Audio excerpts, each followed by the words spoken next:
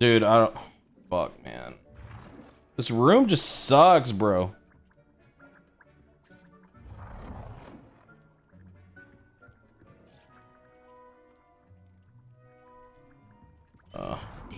Alright, I'm sorry. I don't know where to put that either.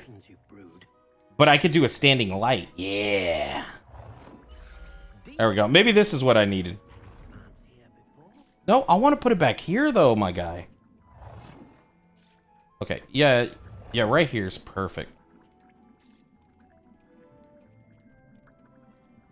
Bro. Fine, I'll put one right here. I don't give a fuck. Can I put it back here?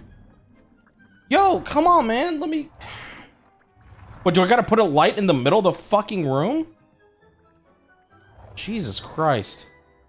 Alright, what's a good light? Fucking menorah? Let's do the menorah looking one.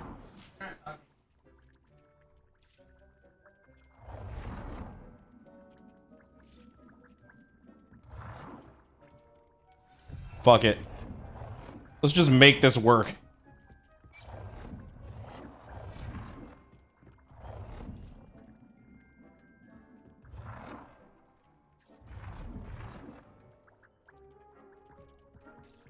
Guys, I'm about to incendio this whole fucking room.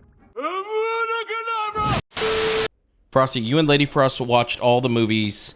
Give us your thoughts now that you are older and have more context of the universe. So I like the universe more. One thing I'm getting at... Hold on, technically we still have one more to go. Yeah, but I think what he's saying is I've seen that last movie. Okay, so here's my take. I like the movies. So a lot of people like LadyFrost and you, kid, have the idea that Dumbledore is like some conniving asshole, like, you know, super manipulative dude. He is. I think J.K. Rowling just made a character not that good. I think in her head, Dumbledore was a sort of thing, but it just didn't come out on paper right. And I think that happened with a lot of characters. I think that was her intention with like the Weasley family, and dude, they like super suck. Like I totally hate the Weasleys. Like I'm about to Avada Kedavra this chick right here and just fix that problem. I don't like Harry Potter. Like I think he fucking sucks, and I actually hate the whole chosen one trope. Given it was the mid-90s, so that's all they did. But I really don't like Harry Potter.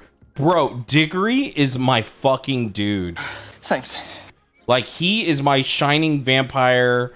You know, like, bro, like, he made Hufflepuff look like the fucking Patriots, bro.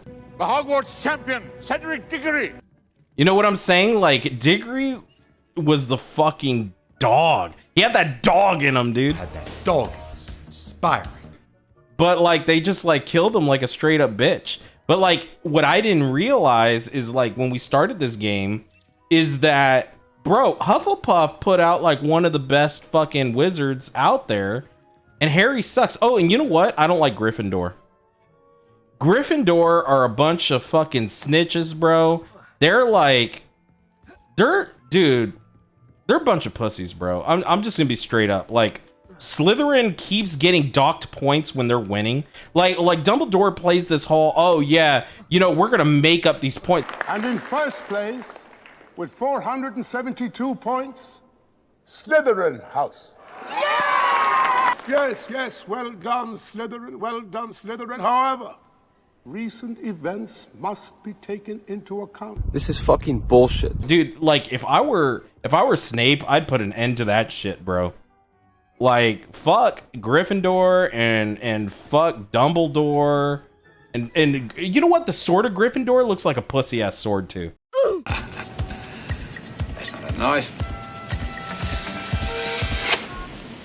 That's a knife. Like, that shit should be like a fucking Cloud Strife Claymore. But yeah, dude, Hufflepuff got done wrong in the movies until Diggory came by, and then he got killed by like a straight up bitch. Let's see what else. Yeah, dude, Ravenclaw, like, the only notable character of Ravenclaw was that weird girl who I actually really like her character, but yeah, dude, I don't know. I told Frosty when we were watching that, because I read a lot of Harry Potter fan fiction. I have for years. I read a lot of fan fiction, period. But for years I had read fan fiction. So I have all these fan theories, different, ones based off different fan fictions. And one of the ones that I subscribe to wholeheartedly is that Hermione Granger is actually a Slytherin. The only reason she wasn't put there was because she's Muggle-born. I'll be here if you need But anything that else. girl deserves to be a Slytherin. She is evil, and I love it. And I was telling Frosty when we were watching the movies, like, you just look at all the shit she does. She takes it to the extreme, and she takes it, like, so connivingly. Starting, like, from setting a professor on fire all the way to permanently scarring a fellow classmate for betraying them. Like, that's straight up Slytherin shit. Yeah, dude. Let's see. And Kiddo said, I agree. I think she put her thoughts on what the wisest, coolest character would be, and an asshole Dumbledore is what came out. Yeah, dude. She used like a conjuration spell like my shit. Well, I don't think J.K. Rowling lost her touch. I heard Cursed Child is boring and she ruined Fantastic Beasts. If people don't cancel her for beliefs, then do it for her bad writing. I think the universe is amazing, but it needs a new head person like Star Wars has. Well, see, the thing about it is, though, is that I think I was watching a podcast and they were talking about it. I think the problem, and it's just the same way with George, not George R.R. Martin. Who's the other one? George Lucas. George Lucas, I don't like the first 3 movies. I thought they were real kind of crap, and he had 100% dominion over it. Whereas the first set of movies that released back, before, he had people helping him, and that's what they were saying with Harry Potter, is that J.K. Rowling on the first ones, they took all her inspiration from her books because she's a good book writer. That doesn't necessarily translate to being a good screenwriter, and the Fantastic Beasts stories were all 100% written by her in screenwriting. But she's not meant to be a screenwriter. She's meant to be a book writer. What they should have done is should have just written the books and then had someone make them into good movies. Because overall, I don't think that the concept for the movies aren't necessarily too horrible. I just think she did a bad job of executing it. So funny thing, Chaotic World, and this is not, dissing on anyone's religion at all, so please don't take it that way. But I'd say I read a lot of fan fictions, and it's funny because when I first started reading them, I had heard the same thing. A lot of people that came from religious households were like, oh, I can't read that. It's satanic. It's witchcraft, whatever. Well, I would read fan fictions of people that had read the books, but they were still very religious. And it's funny because they would actually throw in how the wizards were actually Christian. And I just thought it was funny because they're like justifying to themselves that they're like, yeah, they might be witches, but we're making it, they're actually Christian witches. And I was just like, that doesn't make any sense. But I mean, to each their own, as long as they enjoyed it. But I thought it was funny. So I didn't get to point this out to Frosty the other day when we were watching the Half-Blood Prince, but someone made a comment about this, and I was like laughing because I didn't realize it until I had seen it. And it basically said that if you look through the entire movies before that one, Quite a difference. Professor Snape, and read the books. Professor Snape never actually says, take out your books or read from this chapter. He always just starts writing on the board, and he starts giving lectures and telling instructions. And they were actually saying that he is actually smarter than what people give him credit for, because that's why, like, the Half-Blood Prince, like, Harry was able to get away with doing all that stuff because he actually invented a lot of stuff himself. And by proof of this, Hermione Granger, who is, top of her class or whatever, never did bad in that class until Slughorn took over and she was following directly from the book. Every time she followed Snape's instructions, and he was the one that was making it perfect. When she followed from the book, it wasn't perfect anymore because the book actually wasn't optimized. Bigger space. Which just goes to show Snape is amazing. Okay, so there's a show I used to watch when I was younger.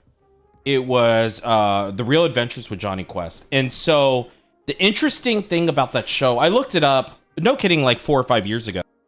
And so that was on Cartoon Network. That's the one that came out with 3D Quest World and all that shit, right?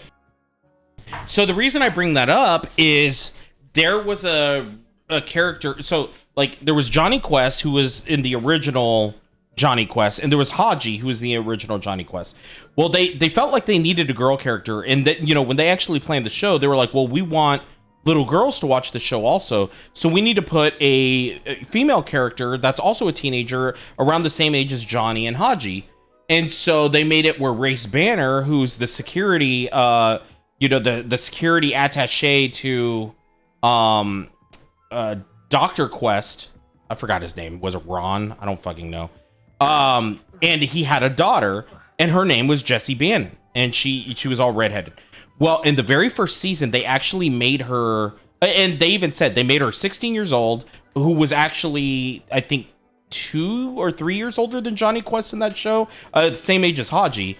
And in the first season, she's like really athletic, and she's like, she would wear a green shirt, and she was like very aggressive. She got what she wanted. You know, she got herself in bad situations, but she usually got herself out. And it went well. Like, the whole point of the show was, could we take like urban legends, and then the quest team goes and solves them? So it's kind of like a Scooby-Doo on crack, but instead of ghosts, it's like Bigfoot and the Yeti and the Wendigo and this and that and this and that, right? King Tut's tomb and all that shit. Well, then in season 2, the show producers were like, well, yeah, she's a girl, but little boys want girls who are helpless and want girls who are submissive. So they decided to make her, instead of 16 years old, 14 years old. And to stop wearing green, she started wearing pink. And instead of being aggressive and like doing all these like stunts and like jumping off of cliffs with Johnny Quest and Haji and like being like one of the boys, they made her cry all the time, and she always needed to get hugged and all that shit. You can see this on YouTube. And I feel like they did that with Hermione. Like, I got this feeling that Hermione in the book, at least talking with Lady Frost, is she was a lot more aggressive, and she was willing to kind of get into like weird situations. But it felt like it was either in the Goblet of Fire. I feel like it was in the Goblet of Fire, the 4th one. They had her wearing pink more. She was a little more girly and all that shit. Like, did you guys get that feeling? So, just to feed off of what Frosty said, I actually do agree with that, and that's actually why I don't like. Look most appeals to you. What is it? I think it's after Prisoner of Azkaban. Yeah, after Prisoner of Azkaban, that's when Hermione goes from being somewhat cool and like, oh, I can do whatever, to being like, oh, I'm a girl, like I'm so defenseless. And I think it's kind of like feeding into the only way you can get a guy's attention if you're like soft and pliable and oh my god, I need your help, because that's when she starts to like Ron back, which I think is stupid. I could definitely see that with Hermione. I think as Emma Watson got a little older, they just gave her a more passive role. And I think it's fine with giving her the supporting role, not because she's a woman, she's a supporting character. But like, I like when the supporting characters sometimes come in clutch. And I'm not saying Ron with the sword and swinging at once and then having a fucking poo-poo face. Like, I'm talking like Vegeta level fucking coming in and saving the day. Like, every now and then you gotta throw a bone or two to your supporting characters, and I just feel like they didn't fucking do that. Like, I felt like they did that more with fucking Longbottom than they did with Hermione Granger. And everyone knows Ron's one... Well, that I can remember, Ron's like one fucking, hurrah moment was playing fucking chess when he could have jumped off the chess piece, that dumb shit. Fucking idiot. I don't know. I don't like the Weasleys, dude. They're fucking stupid. Well, after watching a video with Lady Frost, I'm convinced Ginny gave a love potion to Harry. Duck agrees. Let's go, dude. Let's fucking go. Yo, but best Harry Potter character ever, Diggory. Let's go. Like, is anyone on the Diggory train? Hashtag that's my Batman. Okay, so if I'm wearing this, I'm a fucking Death Eater or whatever, right? How about the beak? Is there like some fucking like Ravenclaw like fucking deal going on, or Do they have their own like Death Eater bullshits or what? So then Spagooter said the mask is for the Ravenclaw Swinger Club. And then I love what Chaotic World said here because, dude, I'm with him there. Look, bro, I graduated from the College of Winterhold. Graduated, bro. I became the fucking the headmaster of fucking College of Winterhold, man. I took up the master's quarters and I put all my shit in there. I still have a saved game somewhere where I have all my like all the demon items in the College of Winterhold. So Kiddo says the beat gets you into eyes wide shut part of the rumor requirement. Bro, where's that part of the rumor requirement, dude? I can't wait till that opens up. I'll be like, yo, where's Tom Cruise at? I'm gonna fuck him. Fuck your own face! All right. So Kiddo says also Wormtail was in Ron's family for a while. He was he saw Ron in his most private moments. Super gross. He slept with him in his bed. Bro. Oh no. So Chaotic, Elder Scrolls Online is a great game. I really had fun until I realized I couldn't get any of the cool mounts without spending more money. So we played, like when Elder Scrolls Online came out, we played day one for the beta. I wasn't a fan of it, but it grew since then, and I know it's great. I try to stay away from MMOs just because they bleed too much time, and it, you know, like I'm pretty busy as it is. But there is a streamer that drops by. His name's Zyzys, XZYSS. He is an ESO streamer. He's a variety streamer, but he actually got big. He has like 3K followers. He got big doing ESO. So you probably know of him because he was pretty big in the community. All right, so Chaotic World says the war events were also taking over castles with other players. Yeah, those look pretty cool. But yeah, they were taking up too much time and the daily quests and all the other nonsense. So the reason I knew that was going to be a problem when they mentioned it in ESO, because we were going to do ESO, they announced there was an ice spell coming out. So I was like, well, I'll probably do that. The reason I didn't want to do that is for a tiny bit, I played, what was it called? Planet Side 2. And they had war events also. And it was just 24/7. You just always were at war, and you had to get a big group of people, and you had to coordinate and go take something up. Dude, if that shit's happening at midnight, look, I got shit to do tomorrow. I can't do it. So Funkbot says, to be honest, board gamers have taken over MMOs for me, not in the PvP or a ton of player sense, but in the sense of co-op, boss battles, grinding, looting, etc.